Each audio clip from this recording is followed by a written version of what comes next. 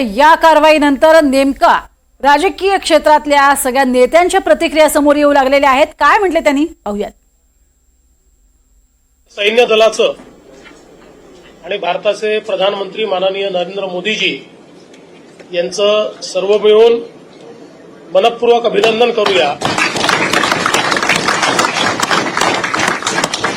अतिशय प्रिसिशन पद्धतीनं air strike करून दहशतवाद्यांचे 9 अड्डे पूर्णपणे ध्वस्त करण्यात आलेले आहेत आणि यावेळी ते ध्वस्त करतानाचं संपूर्ण शूटिंग अवेलेबल असल्यामुळे कोणाला पुरावा मागण्याकरता स्कोप देखील राहिलेला नाही आणि मला असं वाटतं की सर्व भारतीयांकरता अभिमानाचा असा हा दिवस आहे की आमच्यावर झालेला हल्ला हा भारत सहन करणार नाही, तर भारत त्याचा योग्य पद्धतीनं बदला घेईल तो आपण आज घेतलेला आहे। आणि विशेषतः ऑपरेशन सिंदूर हे नाव मला असं वाटतं की अधिक बोलकं आहे, म्हणून पुन्हा एकदा आपण सगळे मिळून भारतीय सैन्य दलाचं आणि भारताच्या प्रधानमंत्र्यांचं या ठिकाणी अभिनंदन करतो। आपल्याकडे भारतात जो आता कुठे ते पहलगामला जो हल्ला झाला, मी ज्यावेळेला त्याच्यावरचं मी पहिलं ट्विट जेव्हा केलं त्यावेळेला मी सांगितलं होतं की ज्यांनी हल्ला केलाय त्यांना ते अतिरेकी दहशतवादी जे कोणी असेल त्यांना आपण धडा शिकवला पाहिजे आणि अत्यंत कठोर असा की त्यांच्या पुढच्या पिढ्यांना लक्षात राहायला पाहिजे। पण दहशतवादी हल्ल्याचं उत्तर युद्ध नसतं, कळलं का? युद्ध हे काय उत्तर नाही। आता अमेरिकेमध्ये 2 ट्विन टावर्स पाडले, पेंटागॉनवरती तरी हल्ला केला म्हणून त्यांनी जरा जाऊन युद्ध नाही केलं, त्यांनी ते अतिरेकी ठार मारले। हे दुसऱ्या देशामध्ये युद्ध परिस्थिती आणायची आणि आता ते काय मॉक ड्रिल करायचं आणि मग ते सायरन वाजवणार वगैरे वगैरे, मुळात ही गोष्ट का घडली हे पण आपण लक्षात घेण्यासारखं आहे। मला असं वाटतं की थोडंसं अंतर्मुख होऊन आपण आपला विचार करणं खूप गरजेचं आहे। पाकिस्तानला काय बरबाद, अगोदरच बरबाद झालेला देश आहे तो, त्याला काय बरबाद करणार तुम्ही? आणि प्रश्न असा आहे की ज्या अतिरेक्यांनी हल्ला केला त्या अतिरेकी अजून तुम्हाला हातात सापडलेले नाही आहेत।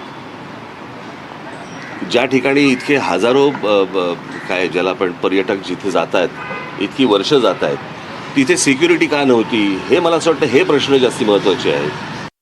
ऑपरेशन सिंदूर के माध्यम से जो कार्रवाई शुरू हुई उसका मैं अभिनंदन करता हूँ और मैं आदरणीय देश के प्रधानमंत्री नरेंद्र मोदी जी का मैं तहे दिल से बहुत बहुत अभिनंदन करता हूँ, आभारी हूँ मैं, क्योंकि जो बेकसूर लोग जो कश्मीर में पहलगाम में टूरिज्म के लिए गए थे, वो ये महिलाओं के सामने, बच्चों के सामने, उनके परिवार के प्रमुख जो उनके पति, किसी के पिता, किसी के भाई को बेदर्दी से, बेरहमी से, निर्गुण गोलियां दागकर जिनकी हत्या की थी, और ये मानवता को कलंक है। इसीलिए जो आतंकवादी और पाकिस्तान इसको जैसे को तैसा ईंट का जवाब पत्थर से देने की इच्छा और इस पूरे देशवासियों की अपेक्षा थी, और निश्चित रूप से देशवासियों को न्याय मिला है। और मैं ये कहूँगा कि सभी देशवासियों का सीना गर्व से फूल गया है, और इसीलिए मैं फिर एक बार आदरणीय देश के प्रधानमंत्री नरेंद्र मोदी जी को बहुत बहुत धन्यवाद देता हूँ, उनका अभिनंदन करता हूँ, और पाकिस्तान को वो छोड़ेंगे नहीं, और इस खून का बदला खून से, ईंट का जवाब पत्थर से, करारा जवाब आदरणीय प्रधानमंत्री दे रहे हैं, और इसलिए पूरे देशवासी उनके साथ खड़े हैं। भारतावरती कायम हल्ला करत राहणं, जगामधील सर्व दहशतवाद्यांना आश्रय देणं हे पाकिस्तानाला नेहमी भोवलं तर सुद्धा त्यांनी कधी शिकवण घेतली नाही। परंतु आज आपल्या देशाचे पंतप्रधान माननीय नरेंद्र मोदी साहेबांचं मी अभिनंदन करतो. अमित शहा साहेबांचं अभिनंदन करतो. एकंदरीत अभिनंदन ह्या करता की त्यांनी इंडियन आर्मीला, इंडियन एअरफोर्सला आणि इंडियन नेव्हीला त्यांनी जी सूट दिली की इंडियन आर्मीने त्यांच्या पद्धतीने कारवाई करावी. मला वाटतं कुठल्याही पंतप्रधानांनी आजपर्यंतच अशी सूट कधी दिली नव्हती. ती सूट दिल्याच्या नंतर आज सकाळी जवळपास 1:30च्या दरम्यान पाकिस्तानमधील जवळपास 9 दहशतवादी तळांवरती इंडियन एअरफोर्सने हल्ला बोलवलेला आहे. आणि विशेषतः मला वाटतं हा हल्ला झाल्याच्या नंतर आता तरी पाकिस्तान शिकवण घेईल. परंतु मला वाटतं ही फक्त पहिली कारवाई आहे.